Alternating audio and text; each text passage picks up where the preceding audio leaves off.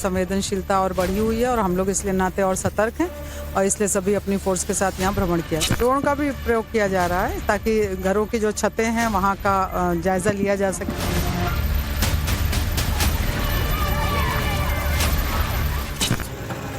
ये तस्वीर है उस गली की जहां मुट्ठी भर लोगों ने व्यवस्था को बंधक बना लिया था एक रोज पहले। जहां डेग डेग पर वर्दीधारियों का पहरा है, यही जगह हिंसक भीड़ की अराजकताओं में लिपटा हुआ था चंद घंटे पहले। यहां मस्जिद से ऐलान होने के बाद बेलगाम लोगों ने हिंदुस्तान में दहशतगर्दी की जांच करने वाली सबसे बड़ी जांच एजेंसी को खुल्ला चुनौती दी थी।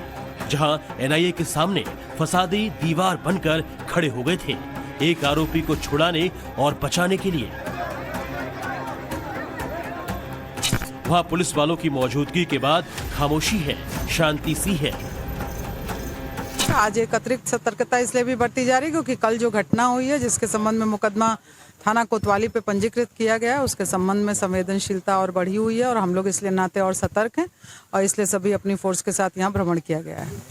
क्या मस्जिद को भी देखा आपने? क्या? हाँ, मस्जिद को देखा, नमाज पढ़ रहे हैं शांतिपूर्वक, कोई दिक्कत नहीं है। तो सभी मस्जिद या सभी लोकेलिटी जहाँ पे कल घटना हुई है वो सभी जगह का भ्रमण किया जा रहा है। पुलिस की गश्ती और शांति के बीच उस मुफ्ती खालिद नदवी के घर पर ताला लटका हुआ है जो इस विवादों की जड़ में है, जिसे बचाने के लिए मोहल्ले के लोगों ने एनआईए के अफसरों को घेर लिया था। यही वो घर है जहां एनआईए टीम ने छापामारी की थी और उसके बाद में लगभग 9 घंटे इसी मकान में पूछताछ चली थी मुफ्ती खालिद से। आज हम देख सकते हैं कि यहाँ ताला लगा हुआ है। जिस मुफ्ती खालिद नदवी को पकड़ने के लिए आतंकवाद रोधी जांच एजेंसी पहुंची थी झांसी के सलीम बाग मोहल्ले में, उसकी कुंडली जान लीजिए पहले। मुफ्ती खालिद मदरसा बैतुल कुरान के नाम से कोचिंग सेंटर चलाता है जिसमें ऑनलाइन क्लासेस होती है। उसकी ऑनलाइन क्लास में भारत के अलावा ब्रिटेन और दूसरे देशों के बच्चे भी जुड़ते थे। मुफ्ती खालिद नदवी ने अपना यूट्यूब चैनल भी बना रखा था। खालिद ने इस चैनल को दीनी तालीम देने का जरिया बनाया हुआ था। इसके अलावा घर पर बैतुल कुरान नाम से मदरसा भी चलाता था। इस मदरसे में बच्चे बच्चियों से लेकर बड़ी उम्र की महिलाओं को भी तालीम दी जाती थी। जांच एजेंसियों को सुराग मिला था कि कुछ महीने में खालिद को विदेशों से मोटी रकम मिली है। इसी के बाद वो एनआईए के रडार पर था, लिहाजा उससे पूछताछ करने के लिए यूपी एटीएस को साथ लेकर एनआईए की टीम पहुंची थी।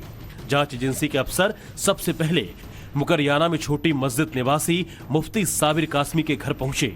यहां 1 घंटे की पूछताछ के बाद टीम सुपर कॉलोनी में खालिद के घर पहुंची।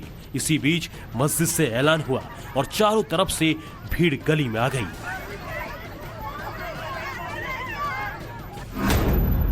आरोप है कि भीड़ ने महिलाओं को उकसाया, महिलाएं धरने पर बैठ गईं। एनआईए और एटीएस की टीम के साथ भीड़ ने धक्का मुक्की की। उग्र भीड़ मुफ्ती खालिद को छुड़ाकर अपने साथ ले गई।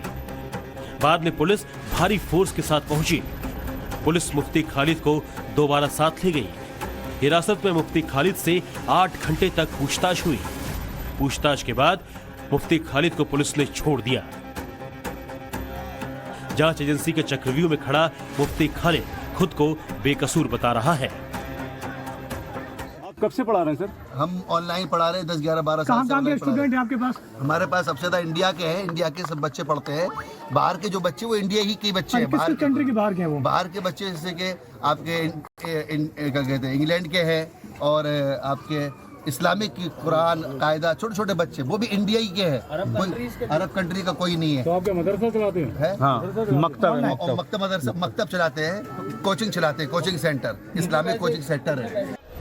जांच अधिकारी के सवाल जवाब से फारिग होने के बाद मुफ्ती खालिद नदवी के घर पर ताला लटका हुआ है। पुलिस अब शिद्दत से उन लोगों को तलाश रही है जिन्होंने एनआईए और यूपी एटीएस के अधिकारियों के साथ धक्का मुक्की की, जिन्होंने कानून को चुनौती दी थी।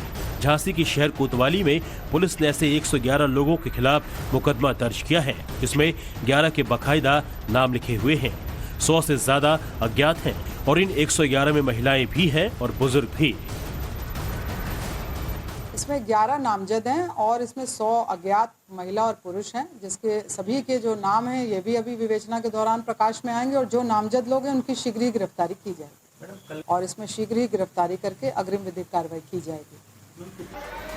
सरकारी कार्य में बाधा डालने और दूसरी धाराओं में पुलिस तमाम आरोपियों की तलाश कर रही है।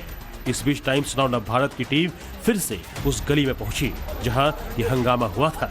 शशांक त्रिपाठी ने उन महिलाओं से बात की जो इस वक्त आरोपों के घेरे में हैं। घेरा तो नहीं था, लेकिन ये है जब मालूम चलता है कि कोई पढ़ा लिखा व्यक्ति या हमारे एरिया का किसी व्यक्ति पे ये सारी चीजें मौजूद हो, रात में 3 बजे से परेशान करना, तो एरिया के लोग मतलब दहशत सी बनी हुई थी कि ऐसा क्या हो गया। तो जब सबको थोड़ा थोड़ा मालूम चलता है तो काफी लोग इकट्ठे हो जाते हैं, जेंट्स भी होते हैं, महिलाएं भी होती हैं, तो वही सारी चीजें मौजूद रही हैं। कल व्यक्ति हैं, सज्जन लोग हैं, अच्छे लोग हैं, हमारे बच्चों को पढ़ाते हैं, तालीम देते हैं, तो इन पे ये आरोप लग रहा है। तो क्यों लग रहा है, क्यों इनको ले जाया जा रहा है? बस ये चीज थी, हम लोगों ने रोका हुआ था, ना धक्का मुक्की करी, ना हम लोगों ने मारा मुरी करी। ये हम लोगों की गलत है। नहीं था, वो तो भीड़ में खड़े थे सब। हाँ। खड़े थे सब लोग। अब हो सकता किसी ने धक्का दिया हो और वो एकदम लग गया हो किसी में, तो उसमें अब चाहे आपको लग जाए चाहे किसी पुलिस के व्यक्ति को लग जाए, ये हुआ, लेकिन जान के किसी ने ऐसा नहीं किया। अच्छे इंसान हैं, सबको पढ़ाते लिखाते हैं, इसलिए हम लोग सब जने गए थे। ना किसी ने किसी को मारा, ना धक्का दिया, दूर हटे, और सब यही कह रहे थे कि मतलब इनको मत ले जाए, इनको मत ले जाए, नहीं जाए आप इनको। और बहुत अच्छे हैं, पढ़ाते हैं बच्चों को, बहुत अच्छी तालीम देते हैं, तो इसी वजह से हम लोगों ने रोका कि उनको ले जाए नहीं आप। ये महिलाएं जिसे सामान्य भीड़ कह रही है, सामान्य भीड़ का सामान्य विरोध बता रही है, उसी का ये दृश्य है, देखिए जरा।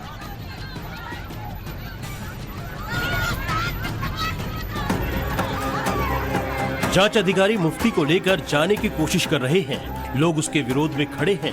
दूसरी तरफ महिलाएं चिल्ला रही हैं। इस बीच 2-3 लड़के आए और उन्होंने महिलाओं को बैठने के लिए कहा। महिलाएं और बच्चे वहीं पर धरने पर बैठ गए। उसके बाद फिर से महिलाएं उग्र हो गई, धमकी भरे लहजे में पुलिस वालों के खिलाफ बोलने लगी।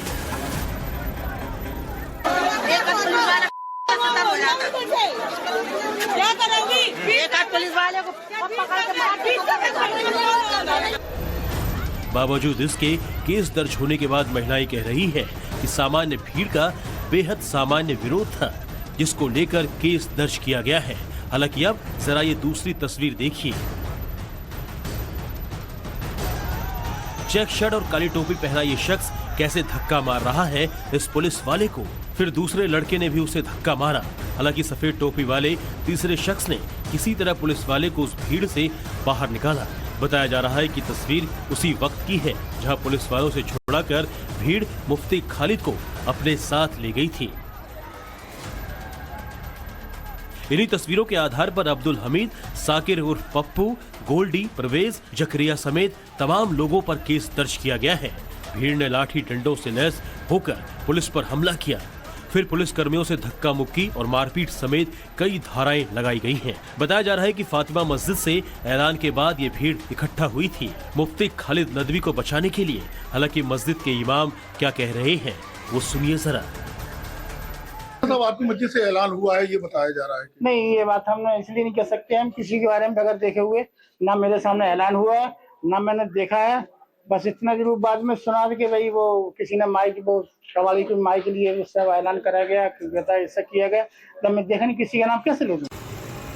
मस्जिद से ऐलान कब हुआ, कैसे हुआ, किसने किया, इन सवालों के बीच जो हुआ वो कई सवाल खड़े करती है। सवाल ये है, एक आरोपी को छुड़ाने के लिए ऐसी भीड़ क्यों इकट्ठा हो गई? विदेशी फंडिंग पर जुड़े आरोपी पर लोगों की मेहरबानी क्यों है? कानून व्यवस्था को चुनौती की क्रोनोलॉजी एक जैसी क्यों है? ये सवाल इसलिए भी अहम है क्योंकि ये कोई पहली बार नहीं है जो इस तरह जांच एजेंसी या फिर पुलिस वालों के खिलाफ विशेष भीड़ इकट्ठा हुई है। चंद हफ्ते पहले संभल में भी कमोवेश ऐसी ही शुरुआत हुई थी। तब मस्जिद का सर्वे करने पहुंची टीम के विरोध में भीड़ जुटी, हिंसा शुरू हुई, गोली चली, संभल लहूलुहान हो गया। 5 लोगों की मौत हुई, कई लोग अब भी जेल में बंद हैं। रिपोर्ट बताती है कि तब भी यूं ही कानून व्यवस्था को चुनौती देने के लिए भीड़ इकट्ठा की गई थी। कई तस्वीरें आई थी जिसमें हमले के लिए उकसाते हुए लोग दिखे थे। आपको याद होगा कि करीब साल भर पहले पश्चिम बंगाल से भी ऐसी तस्वीर आई थी जब 5 जनवरी को ईडी की टीम पर हमला हुआ था।